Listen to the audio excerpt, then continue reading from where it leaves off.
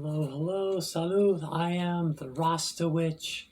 Here's where we learn the way of the Yan Sui Rasta, which is to say, my kind of Ital.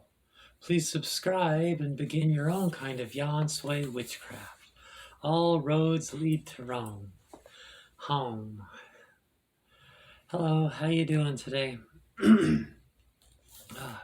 Daylight Savings Day. Okay, so recently I've introduced the concept of the Kabbalah, what a correspondence is, what some traditional correspondence is, a similar thing to the Kabbalah and that the Druids used, the life bard, as an example of how it really is something that people have done throughout the occult and witchcraft and magic in all cultures, just even if it's a little bit different. The same kind of concept. It's how things work. In the tree of life, when you do the lightning flash from number 1 to number 10, that's taking the idea, the light bulb above the head, and all the different steps to creating it. So it's the creative process within. But so that's a magic, you know. And going from the top of the tree, going from the bottom of the tree to the top of the tree, where you're understanding it, that's mysticism, you know. So through mysticism, you understand and you know, and you get a working Kabbalah, all these things, so that you can take the lightning flash down and make things manifest, and that's magic. So magic is it's things that are real and not real, you know. You need to make an effort pretty much to decide, you know, real from make-believe, but not, you know, a wizard, like the beginning of the book I'm always referring to, The Complete Guide to the Kabbalah by Will Parfit. One of the first practices it has you do is it says, imagine yourself as a wizard and repeat 3 times, I am a wizard, I am a wizard, I am a wizard, or something. That's been many years since I've read it. I need to reread that book. That would be good for me, but something like that, you know. You're a magician, you're a wizard, you know, if you're a practitioner of these things. And so you use all the different components, including the astral realm, which are dreams and things dreams are made of, imagination, facts, science, physical things, non-physical things. You know, it's more like it's just all the different components, including all of those things, you know. In this video, what I'm wanting to go over is just some examples of my own correspondences, you know, my own kind of Ital, my own kind of Yan Sui witchcraft, you know, my own Kabbalah. Just for the purpose of seeing how fun it is, you know. So one thing that you want to do, like any witch knows, is your book of shadows. See, this is just a journal. This is leather bound. It's really nice. I love things like this, but it's really just a journal, you know. And then on the inside I have notes, you know, like here I've got all the different Hebrew characters, what the phonic name is, what it's a picture of, which tarot card it corresponds to. And over here I've got all the planets and their glyphs. I've got, you know, the different Hebrew characters, what they're called, the mother letters, the double letters, the single letters. I've got the different runes that I work with, what the different colors in a nutshell of what each color means, you know. Just has quick references in the front. I've got my quick, which I've showed you guys many times, my quick little drawing of the Sephiroth. And you know, just some more notes there. There's like, I haven't told you about the 4 worlds. You know, the first world is the world of Absolute, which is number 1 and number 2. The second world is Braya, which is number 3. The third world is Yetzirah, which is 6, 4, 7, 9, 8, and 5. And the fourth world is Asaya, which is number 10, And the court cards and, the different stones for the different month. January's emerald, for me, my personal correspondences, the most of my book of shadows is correspondences, So in the Yan Sui, I have what I call the three component deities, which are the three components of my concepts of the deities, which is of course Mother Mary, Yahushua, and Haile Selassie. And here I've got just different things about each one, a prayer that I have for each one, which can't color candle I use, which animal, what offering I use for them, what incense I like, what Hebrew character, what planet, the energy of it, what plant, things like that. And so I've got notes on what my totem, my totems mean. See, I've got some different stones and the seashell and I've got like one for an amulet for healing. I've got this talisman, as I call it, my power talisman. I've got, animal totems and power animals, and you just write down everything in your book of shadows, and so the way it works is going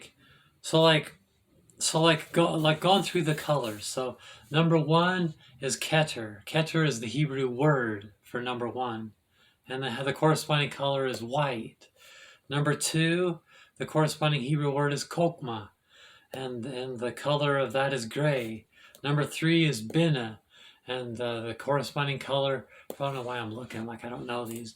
The corresponding color for Bina is black. Number four, Kesed, the corresponding color is blue.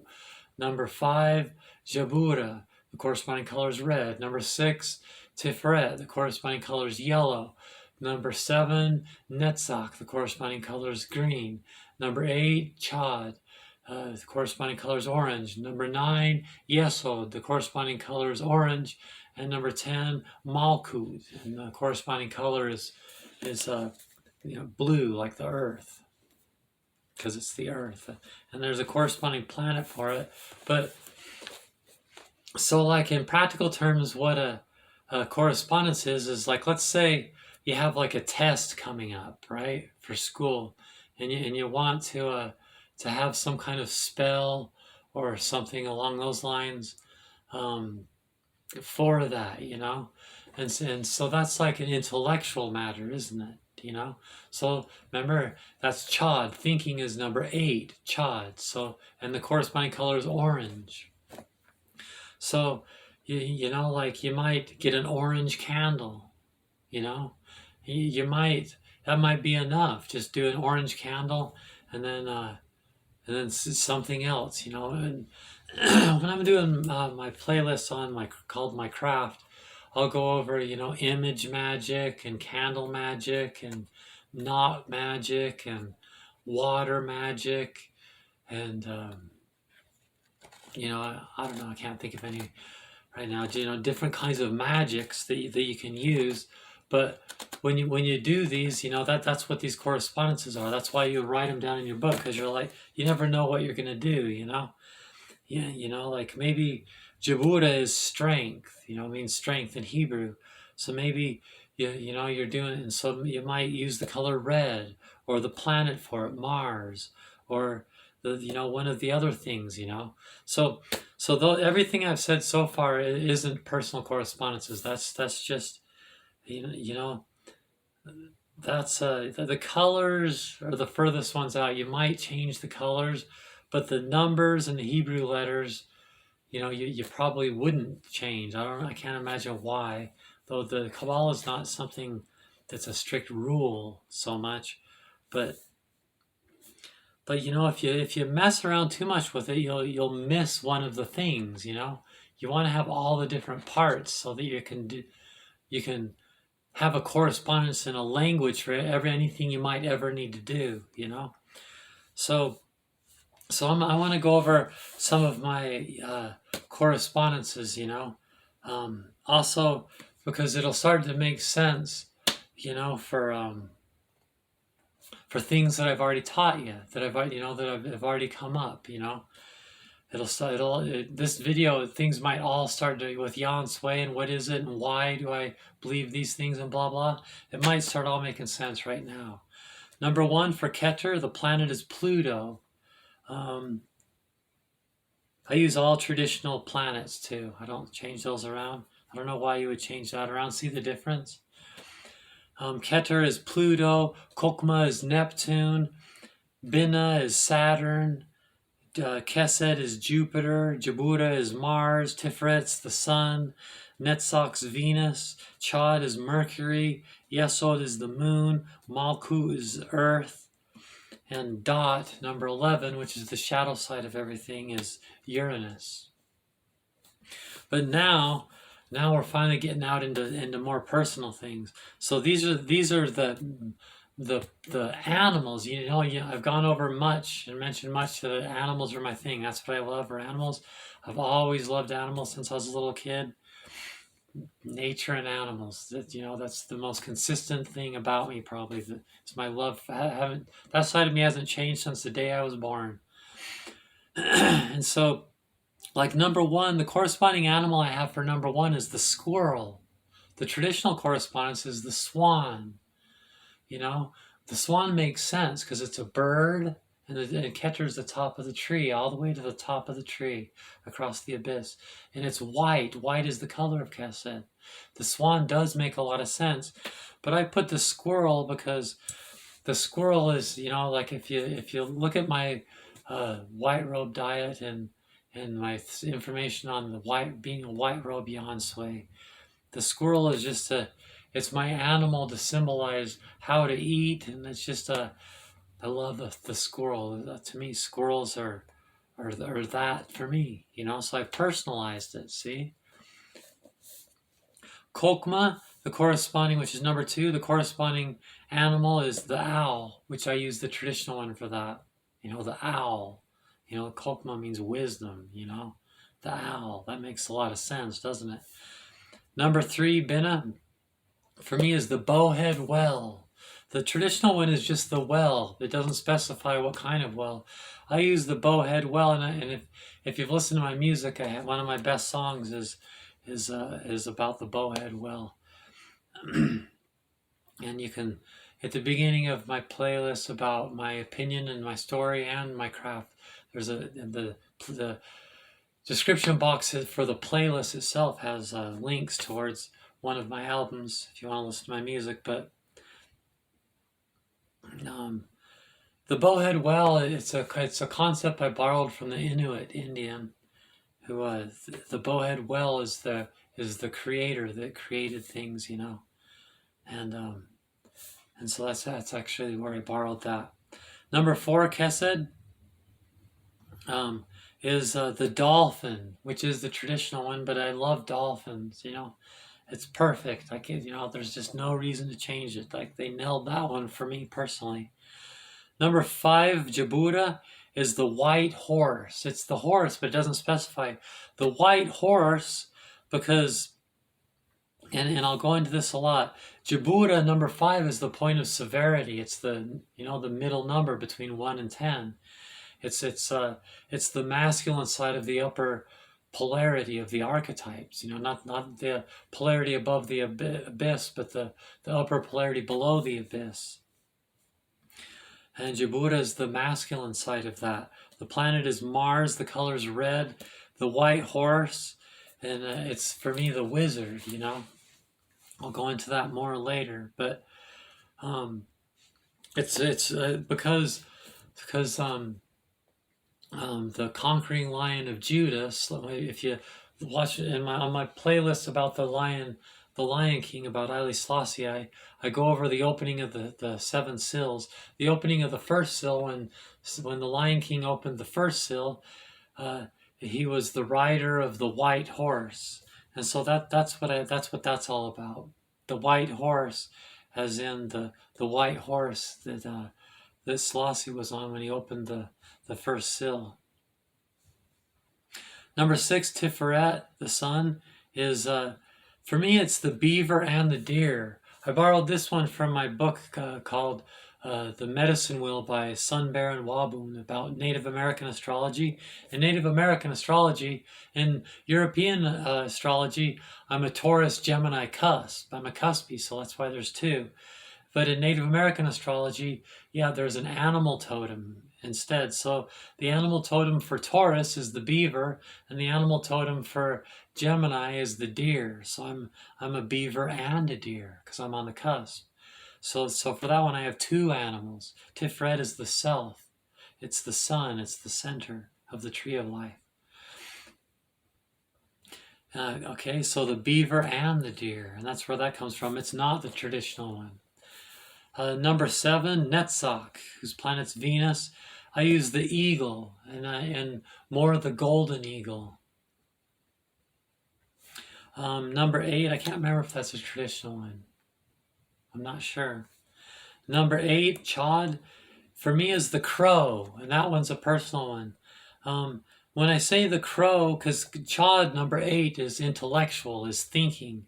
And when I say crow, I mean the crow Solomon, which is in many of the legends of Merlin in Arthurian lore, Merlin has an owl, right?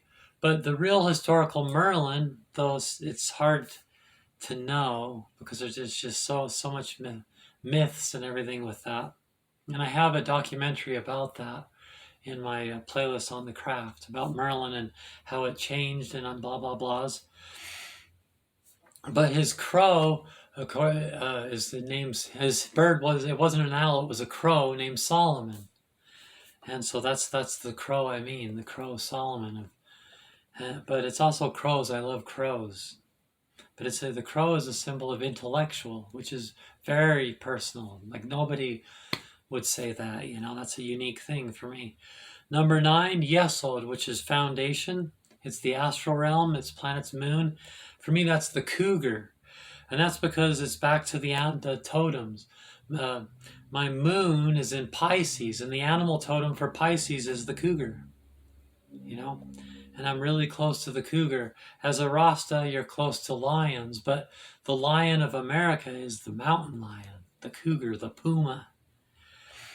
Number 10, Malkut, is the earth, and that's the cat. That's a traditional one. And number 11, Dot, is Uranus, is the wolf. The wolf, and that's a personal one. Okay? And then the mythological creatures. I don't have a mythological creature for all of them, but number 2, Kokma, is the merman. Number 3, and I made that up. That's my personal correspondence. 3, Binah, is the well. No, I'm sorry, I already said that. I don't have one for Binah. Number 4 is the mermaid for number 4. Number 5 is the wizard. That's Jabura. Number 6 is the dragon. And I also have a plant correspondence, which also comes from Native American astrology, the blue kamas, the flower. Number 7, Netzach, is fairies, correspondent number 7 for me. Number 8, and you'll soon learn I love fairies. I'm all about fairies. That's why I have like 3 documentaries. They're my favorite. Number 8 is the elf. Number 9 is the vampire. Number 10 is the gnome. And number 11 for me is the otter, which is an animal, but for me in a mythological sense. Okay, so then Mother Mary, because it's like the 3 components, Mother Mary, Yahushua, and Haile Selassie are the 3 symbols I use for God, basically. Those are my deities.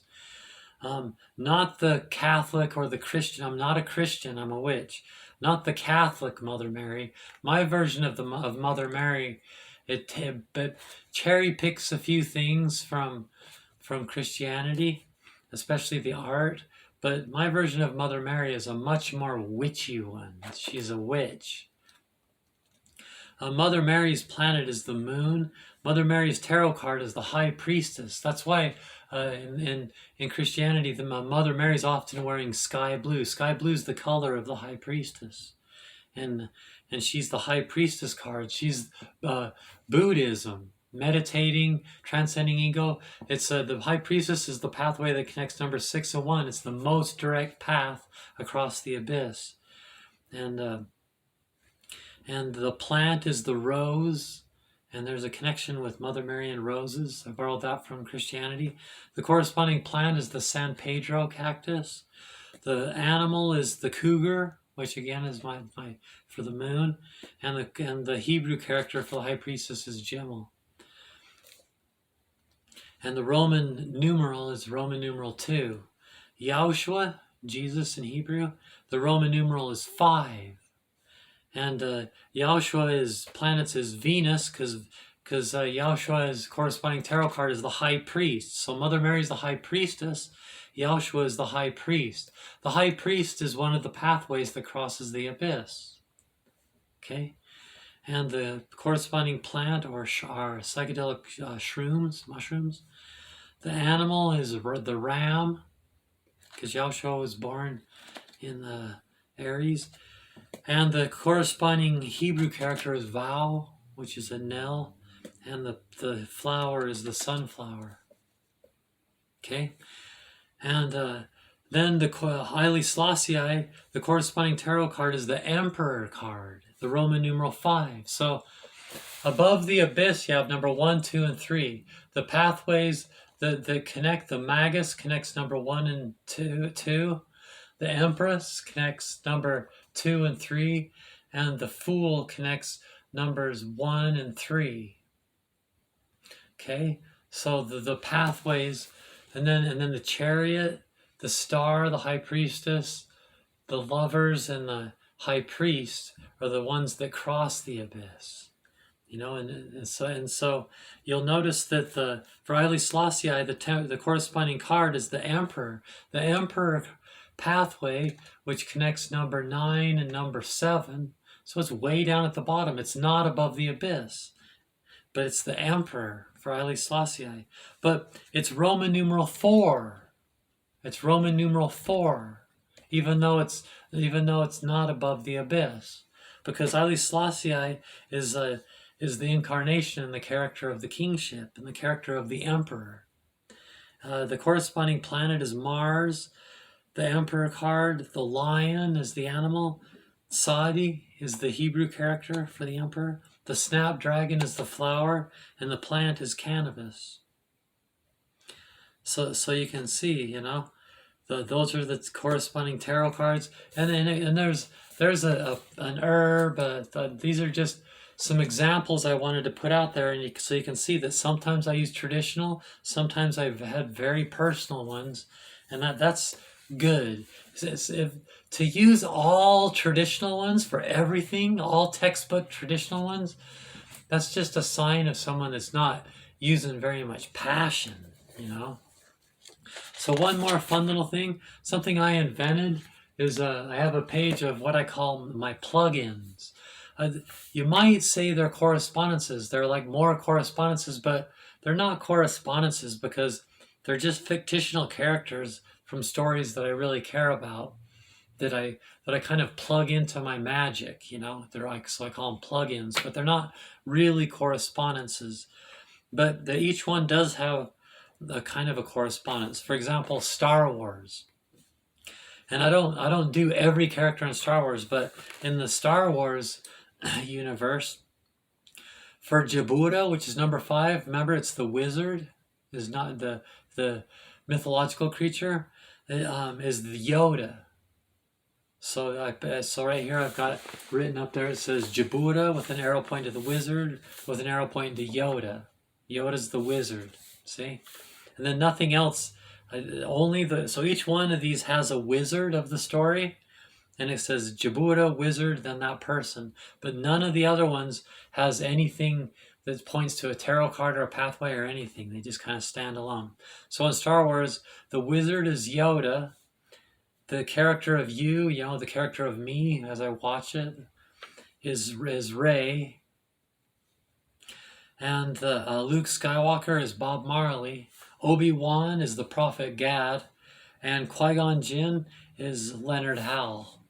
And so if you wonder who Prophet Gad and Leonard Howell is, you can look at my playlist, Early Rastafarian History. The Lord of the Rings, the wizard is Gandalf. The character that's me, that's you, the person watching, is Frodo. And Bob Marley is Bilbo. And for this one, I have the Lord of the Rings tarot card. So I have little notes. See, Lord of the Rings tarot deck. I have the Lord of the Rings tarot deck. So the Lord of the Rings is the big exception to this. I have two exceptions. Through that deck, I could correspond a character from Lord of the Rings for all of the cards. All of the cards has a character from Lord of the Rings on that. So I can really plug anything I do, any of my magic, I could use any of the characters or any of the parts of the story. In some case, they're not characters. Or like the death card is Belrog. Remember when Gandalf fights Belrog? That's the corresponding story of that goes with the death card, And so I can use that if I'm doing something in my magic, of course, that is the subject of death. I could use Belrog or the White Gandalf or something like that, through the tarot deck. It's a beautiful deck. So from the X-Men universe, the wizard is Professor X, is the Angel, and the Bob Marley is Wolverine. See, from Arthurian lore, the wizard is Merlin, you are Arthur, and the Lady of the Lake is Bob Marley. Then it has a note, see Tarot of the Druids. I have a deck called Tarot of the Druids. And you don't even know, you're like, oh, which card's this? And you have to look at the thing and figure it out. Oh, this is the High Priestess, or this is the Devil card, or this is the Chariot card, But what it is it has a deity from the Druids, connected to each card. So that way, if I wanted to, if there's any of the pathways or anything in my working Kabbalah, that I want to plug into a deity from the Celtic, the Druid pantheon, I can do it through that card deck very easily. Another universe I have here is Dark Crystal. The wizard's Aughra. You is Jen, and Bob Marley is Jen's stepdad. Peter Pan, the wizard's Peter Pan. You are Wendy, and Tinkerbell's Bob Marley. The Marvel Universe, you is Squirrel Girl. The wizard is Professor X. Iron Man is Bob Marley, and the Avengers is the Rastafari. The people of the Rastafari, So you can see those. So I can use those symbols, and so I've gone over that there's runes, planets, colors, candles, that course, different colors for different things, mythological creatures, real animals, Hebrew characters, tarot cards, all these correspondences. And I've gone over the back of the book that I've recommended on the Kabbalah, that there's a whole bunch, it lists traditional correspondences and stuff, but you can see how fun this is, because like I said in my previous video, it's about passion. It's not about, some people will use 5 or 6 or 7 different correspondences for the same working, but you really only need one. If you have a bunch of passion about orange candles is for schoolwork, then lighting that candle and maybe saying a prayer is all you need. But you might add more power to it by adding, some corresponding gem or some corresponding incense or something else, but you might, by the time you're at about 5, I saw recently on a video about candle magic, by the time you're more than 5, you're probably getting too complicated, but there's, there's an exception to every rule. But, correspondences, it's fun stuff.